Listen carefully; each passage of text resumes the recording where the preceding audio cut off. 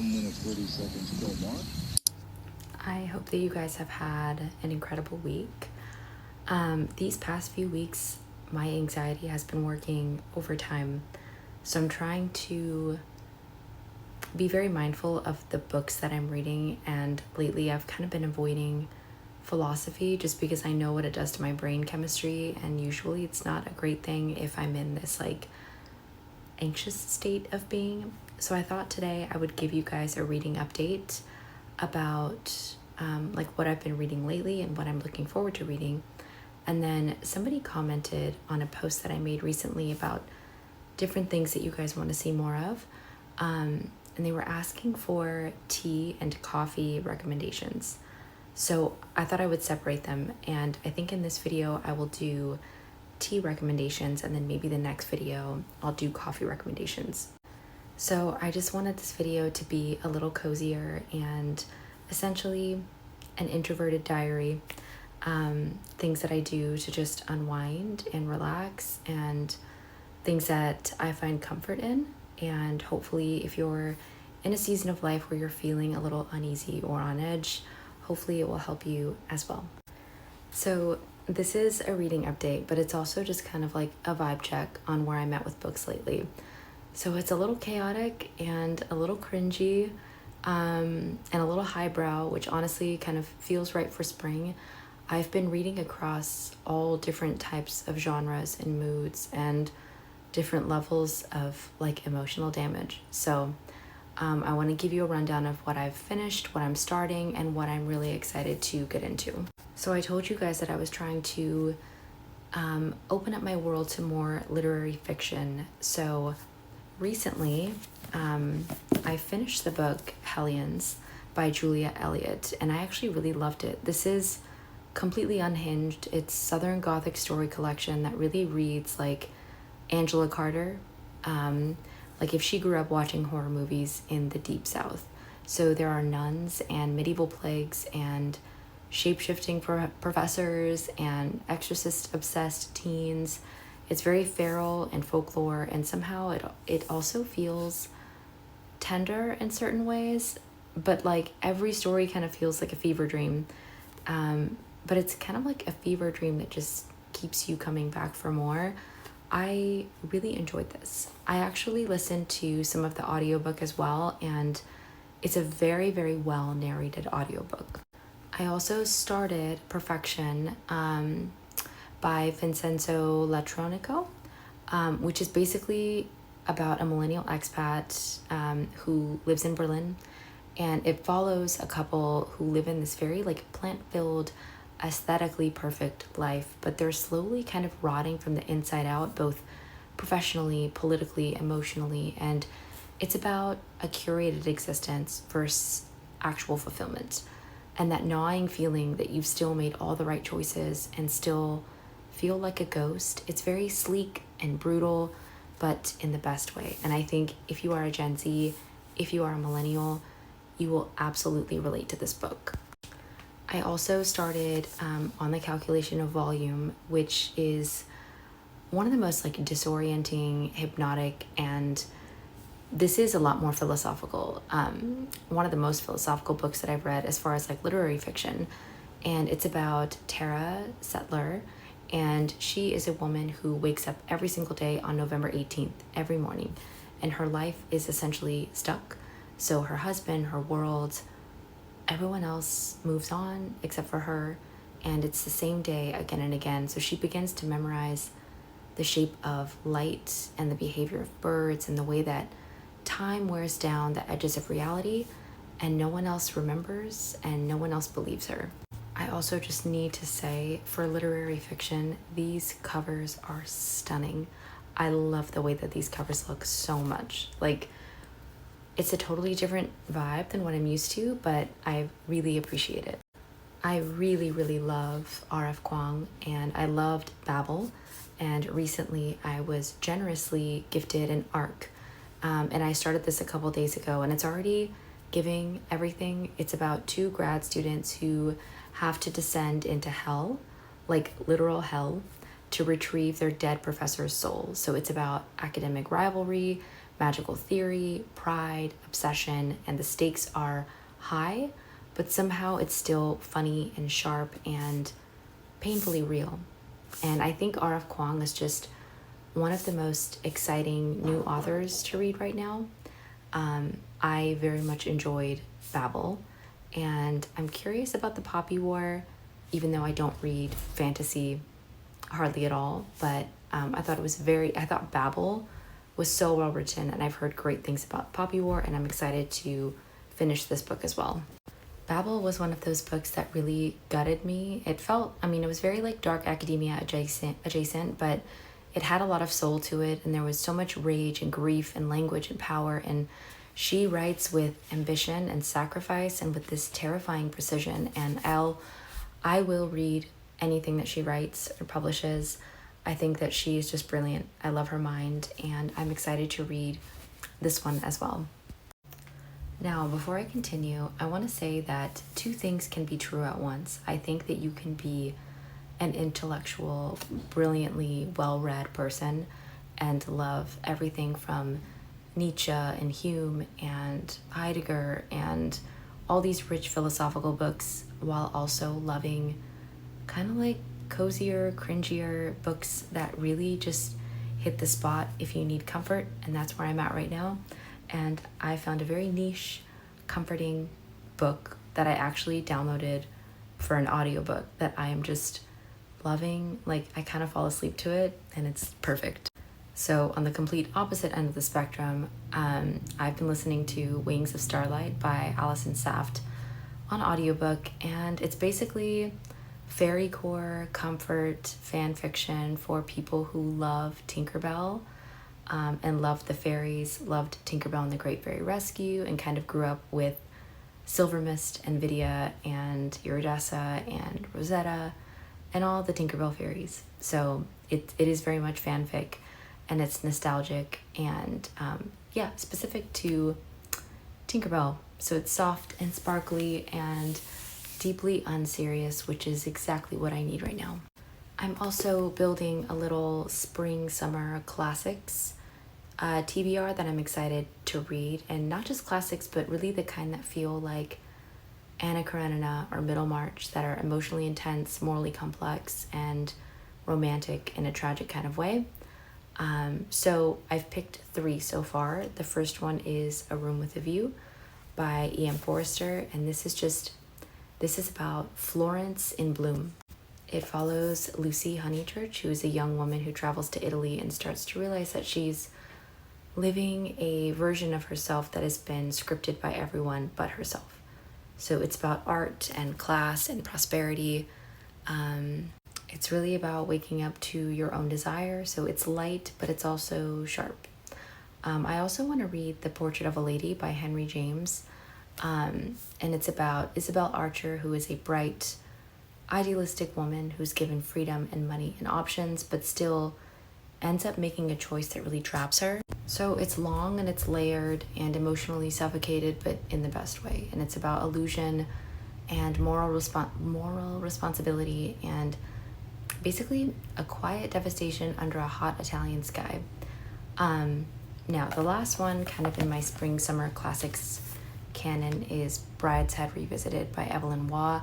This one feels like late summer, full of memory and longing and the ache of beauty that doesn't last. It's about an older man who is remembering his youth at Oxford and his relationship with a wealthy, eccentric family. It's Catholic and romantic and deeply sad in that, like, I never really got over you kind of way. So this is my current reading landscape. It's kind of all over the place. But if you're reading anything that is ruining you in a beautiful way, let me know, comment your recommendations below. I want to know what worlds you're living inside right now.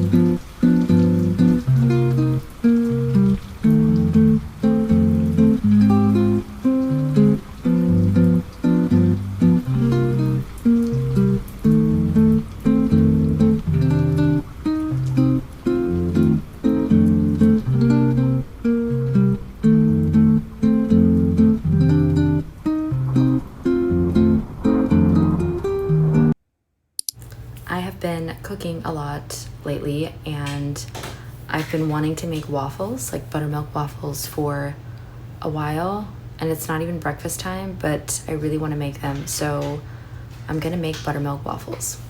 Also, I have seen so many creators wear this top from Saison, and it makes me happy every time that I see it on somebody because it looks so beautiful on everyone. And I love that we're all just collectively deciding that this is like the top of the summer, spring, summer. I love it. It feels very girly and feminine and beautiful. But anyways, I also wanted to share a couple things that I've gotten in the mail recently that I've been loving, and have like a little happy mail session, I guess. I'm cheating on this one because it hasn't technically come in the mail yet, but I've smelled it before, and it's the Osmanthus by 2 Summer. One of my friends got this for me in China, and I've been wanting the Osmanthus one for spring and summer, and I'm pretty sure that it's gonna come in the mail tomorrow or the next day, but I was impatient and I wanted to film this anyway. So if you are not familiar with this brand, I highly recommend checking them out. They're a Chinese perfume brand. And yeah, this is triple T, which I love. Getting the Osmanthus. I want to try cedarwood because I love woody scents, but I'm really excited for Osmanthus to come in the mail. Gabar also so generously sent me their perfume ground, which I've been like mooching off of samples because I love it so much. I also have Lull, but they're one of my favorite fragrance houses, like of all time. And ground is so beautiful and calming and comforting and also woody, and I love it. It's one of my favorite perfumes of all time. Same with Lull. I think I talked about this in my monthly favorites, but Aesop sent me some stuff, and the Kagaru incense, I've been burning this so much and I love it. It's very calming, especially in the morning. It just feels almost meditative, but I love it. I've never been like an incense person until they sent me this, and I just think it's beautiful and very calming and relaxing. So this is actually something that I bought recently from a store called Mount Lai, and they have like gua sha tools. This is actually, because I get migraines so much, like at least once a week. It's really bad and out of control. But this, it's not what it looks like. This is super helpful for migraines because it's like a face roller, but it pinches the skin like above the eyebrows, even in the jawline, right? Like if you roll your face this way, it's just like, it's very, very relaxing, and it helps ease so much tension in like the neck and the jaw. And I do it even like on my neck here, on my collarbones. Like it just, I've been loving this a lot, and it helps a lot, especially if you put it in the freezer and it gets nice and cold. It's very relaxing, like early morning and in the evening. I like it like up above like the brow arch because it gets like right in between the brows. And then also just like, I'm being impatient because I'm going to include this in my monthly favorites, but this is one of my favorite magazines ever. And magazine reading has been one of my favorite ways to decompress and unwind from my day.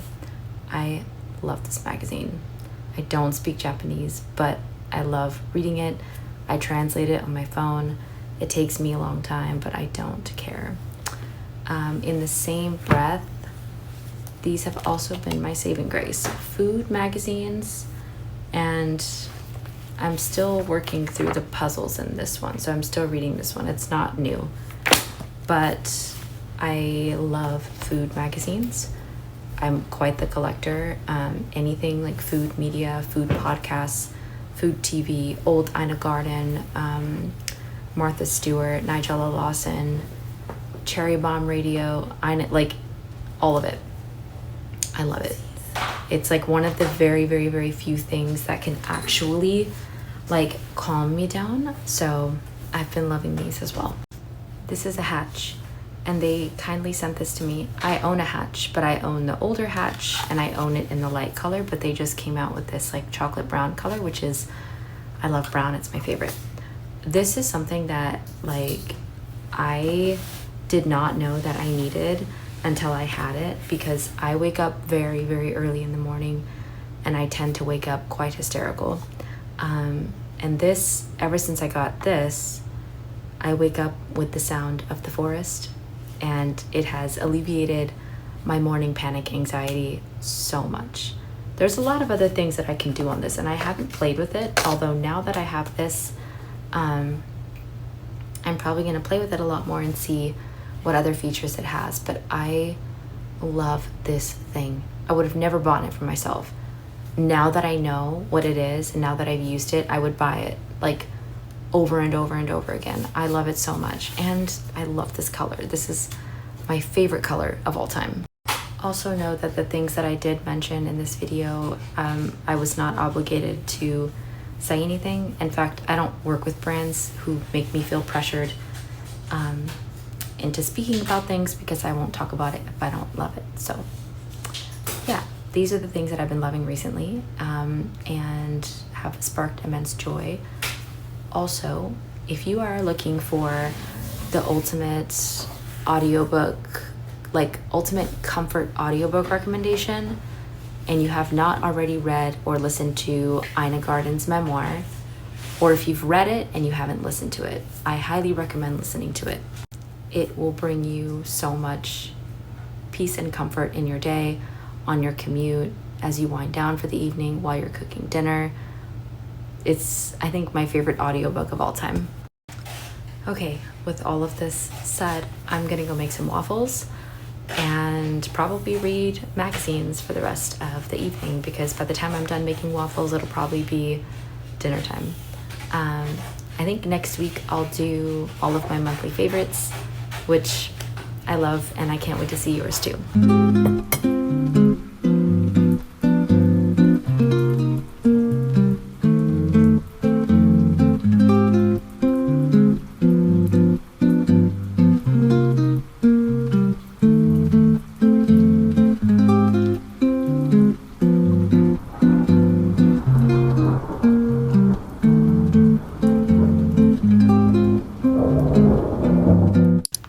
So somebody asked about favorite teas and favorite coffees, and like I said earlier, I'm going to be talking about some of my favorite teas that I love, especially since this video is about comfort and things to do that ease anxiety and calm the soul and all of those things. So I want to tell you some of my favorite teas. Hopefully these are all accessible to order. I think there might be a couple that you might not be able to order, but most of these you can get easily online. I'm going to start with the least accessible one. My favorite tea shop, actually one of my favorite places in all of New York City, is a little tea shop in the West Village called Paquita. And I love this tea. It's a white tea, and it's actually like a brick. So when it steeps, it kind of opens up and it blooms in such a beautiful, delicate way. But I love this white tea from Paquita. So if you're ever in the city, ask for like the brick white tea, and they'll know exactly what you're talking about. This is the tea that I probably drink the most, and it's by Ocelot, which is a Korean brand, and it's called Moonwalk tea. And there is sweet Korean pear and black tea and honey, but it's beautiful. This is like one of my favorite teas of all time, and you can easily order this one online. I also really like the wedding tea by Ocelot, and this one is green tea and flowers like florals, roses. It's beautiful and it smells stunning. I almost wish that there was a perfume that smelled just like this. It's beautiful. I also really love corn silk tea. I love this before bed, and I love this like in between meals. I love the savory, grainy breadiness to this flavor profile. So I love this corn silk tea as well. This is my favorite matcha of all time. It's the Ippodo matcha. This is very difficult to find because there's a matcha shortage, unfortunately. But if you can get your hands on Ippodo matcha, it's the best, in my opinion. I really love this. Kettle tea, Kettl.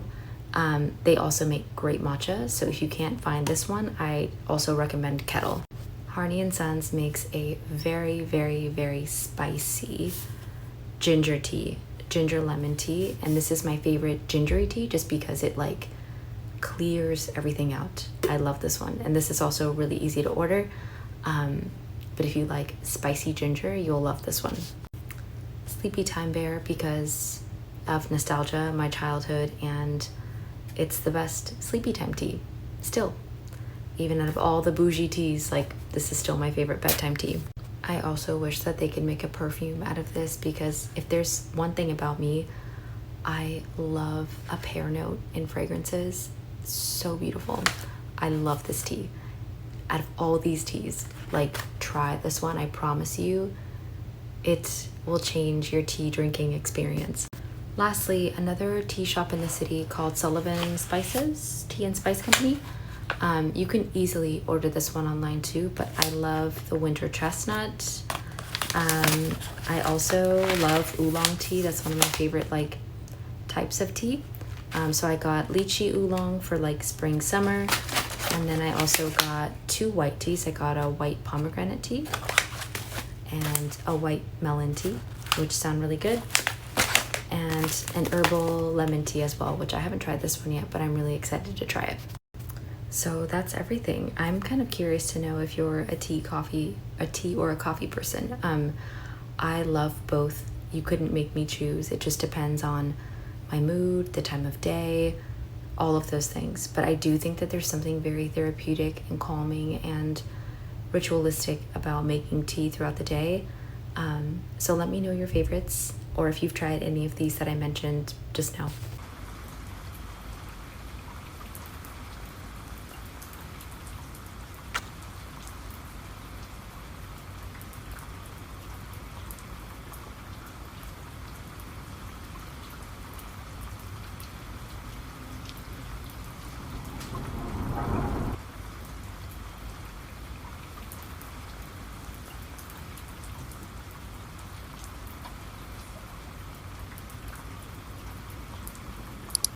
A little bit of a reading update. I am reading Bonjour Tristesse, which I think is the perfect book to read between the months of like late May and June as we kind of get into summer, and we're all kind of like looking forward to spending more time near the ocean if you are close to an ocean, or by the lake or by the pool or some body of water, and just embrace summer for all of its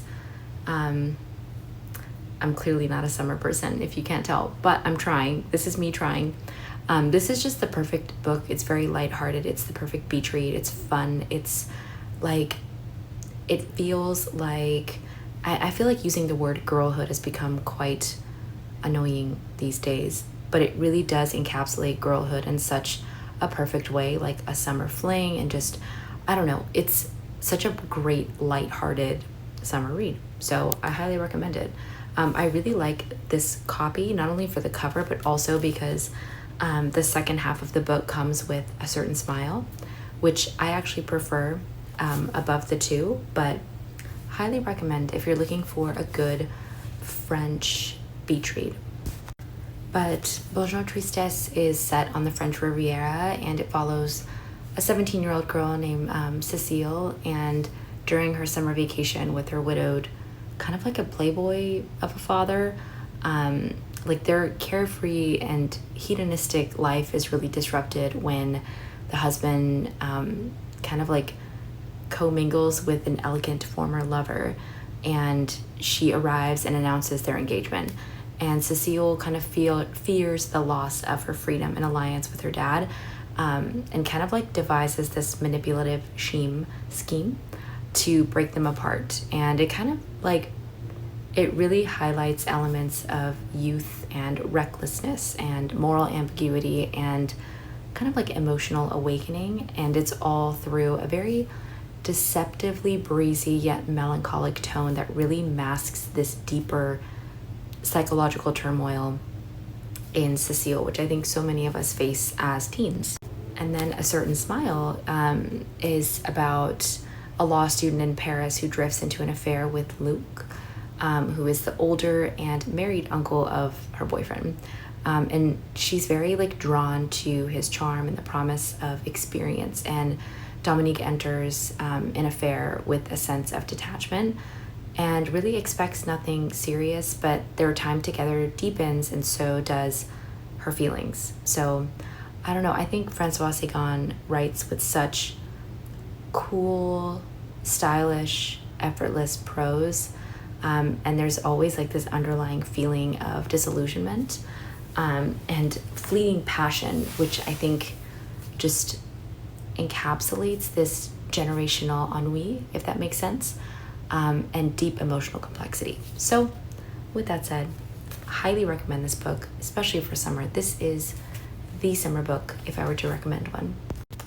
And in theme with this book and the approach of summer, I also got this very sweet little, like, this feels very French Riviera, this dress from Doen. I've had my eye on this for so long, and I just feel like it's something like super cute to wear to the beach. I love it so much. It makes me feel very French. Like I should be watching a very bitchy French film, like an Eric Romer film. Anyways, with that said, also, I'm kind of like crafting my summer Substack with films, fragrances, books, activities, recipes. I do this for every season because I am such a seasonal person, and I love finding ways to celebrate the season in any capacity. So stay tuned for that, and I'll definitely be doing a summer YouTube as well.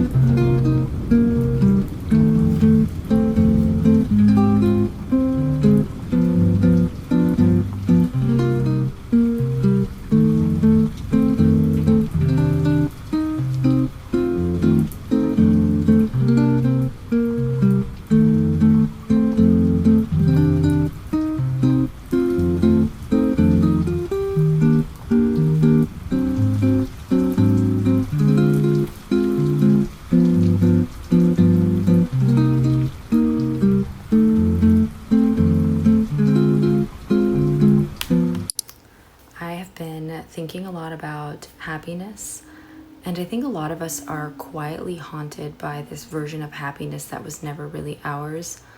I think that we're told that happiness is the reward for doing everything right, whether it's being productive or desirable or optimized in our jobs.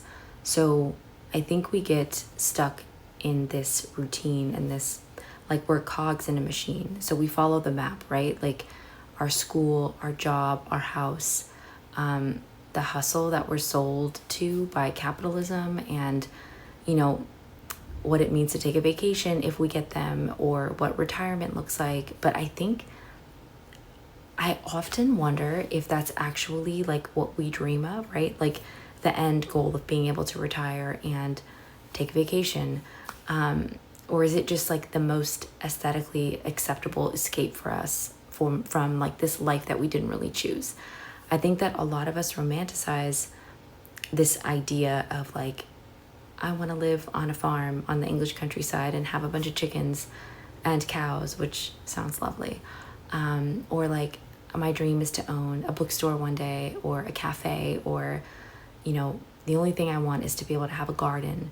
And all of these things are lovely. But I wonder if the reality of those things are actually our dreams. Not because they're the peak of joy, but because they're the opposite of everything that's draining us. I think what we call happiness is often just burnout in disguise, and this longing and this craving for rest and for slowness and for a version of ourselves that isn't always exhausted. The philosophy book that I have been reading recently is by Byung-Chul Han, and it's called The Burnout Society, and I have been loving it so much.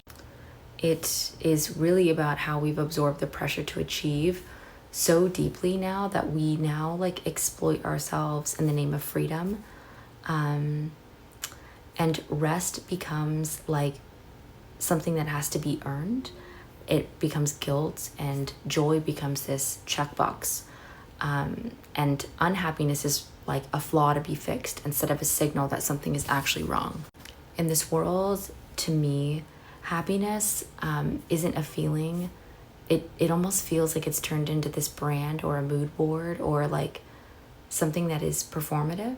And if you're not careful, I feel like you'll start to build a life that looks good in a photo but feels absolutely empty and hollow on the inside. So I guess as I close out this week's YouTube video, I challenge you to ask yourself, when you say that you want to be happy, like, what do you actually mean?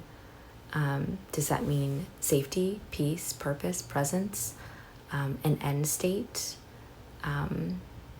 Like, what if it's a side effect of living with this alignment, or living with care, or living with truth? So maybe the dream was never the cottage. Maybe the dream is presence. Maybe it's both. Maybe it's you. Maybe it's you taking the initiative and taking control of your life in a way that makes you feel excited to wake up in the morning and become excited about a life that's actually worth living. So on that note, it is getting late and I'm going to unwind for the evening and have a snack and close out this video and wear this perfume. This is my bedtime perfume of choice. Snow Moon Magic. Marshmallows, Tahitian vanilla, cookie butter, lavender chai, tonka. This is witchy. This is witchcraft magic in a bottle, and I love it before bed. It's very cozy. Speaking of happiness, this sparks immense joy and happiness. But think about what I said. If you want a philosophy book recommendation, read The Burnout Society by Byung-Chul Han. I think that it will really resonate with so many of us who are feeling empty, and many of us who are so desperately seeking happiness and community.